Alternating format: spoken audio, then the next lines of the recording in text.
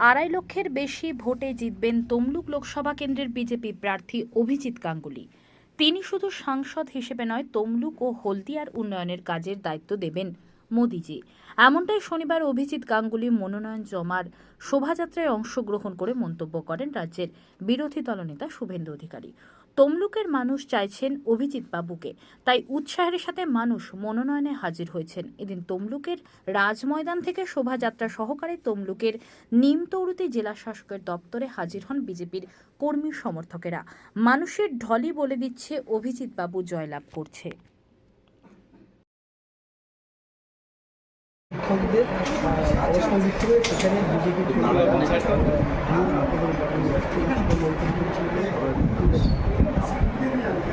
ভারতীয় জনতা পার্টির পক্ষ থেকে 30 তমলুক লোকসভা কেন্দ্রে ভারতীয় জনতা পার্টির মনোনীত প্রার্থী অভিজিৎ গঙ্গোপাধ্যায়ের সমর্থনে আজকে তমলুকে ঐতিহাসিক তমলুক শহর রাজময়দান থেকে শুভেন্দু অধিকারীর নেতৃত্বে যে মিছিল পরিক্রমা করেছিল এবং সেই কর্মসূচিতে আমাদের প্রার্থী অভিজিৎ গঙ্গোপাধ্যায় ছিলেন।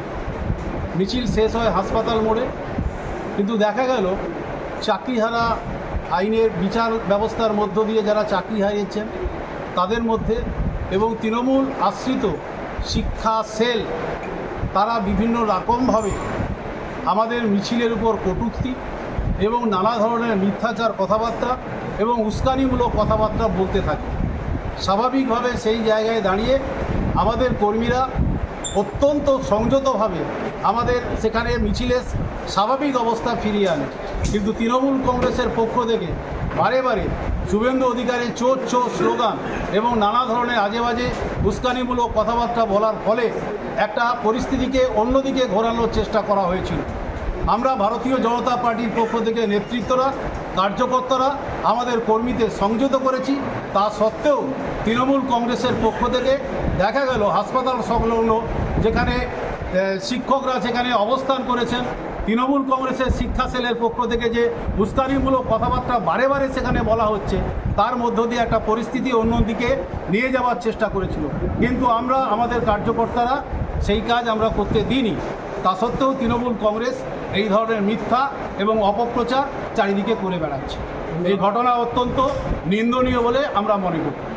নাম তপন কুমার ব্যানার্জি, ভারতীয় জনতা পার্টি পশ্চিমবঙ্গ রাজ্য কমিটির সদস্য।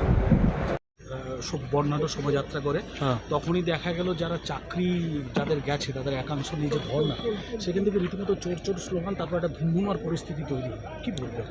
দেখুন, যারা বসে আছে তাদের কারো চাকরি যায়নি, ওসব বানানো, ওসব ডামি কিছু ক্যান্ডিডেট হয় না, এই ডামি লোকজন, ওদের রোল নাম্বারগুলো জোগাড় করুন না, দেখতে পাবেন। এসব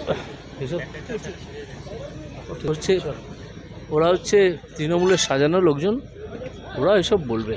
আর ওদের কুণাল ঘোষই তো বলে গেছে যে 2021 থেকে এই চুরি চলছে।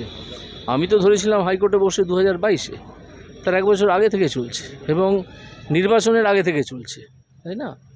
এটা সবই ওই ওদের যে মুখ্যমন্ত্রী নাকি একটা বলে, সে জানতো সবই, সে ওই চুরির মধ্যে আছে। আশা করছি শিগগিরই ধরা পড়ে যাবে সব। প্ররোচনা ওরা দিচ্ছিল তৃণমূলের তরফ থেকে একটা। হ্যাঁ, সে তো দিতে, আজকে আমাদের হিউজ জমায়েত, হিউজ মিছিল, এসব দেখে ওদের তো একটা স্কিন বার্নিং হচ্ছেই। ওরা বুঝেই গেছে যে ওরা আউট এখান থেকে, সেই জন্য অভিযোগ করছে যেরকম ইট পাটকেল, কেউ ইট পাটকেল ছোড়েনি। বাজে কথা, আমরা খোঁজ নিয়েছি, কেউ ইট পাটকেল ছোড়েনি। কোথাও কোনো প্রশাসনের গাফিলতি ছিল বলে? প্রশাসন তো ইচ্ছে করে এগুলো লাগিয়ে দেয়, প্রশাসন এইগুলো লাগিয়ে দেয়, দেখা যাবে যে পুলিশই ছদ্মবেশে ইট ছুটছে। এরকম হয়, অনেক ঘটনা আছে।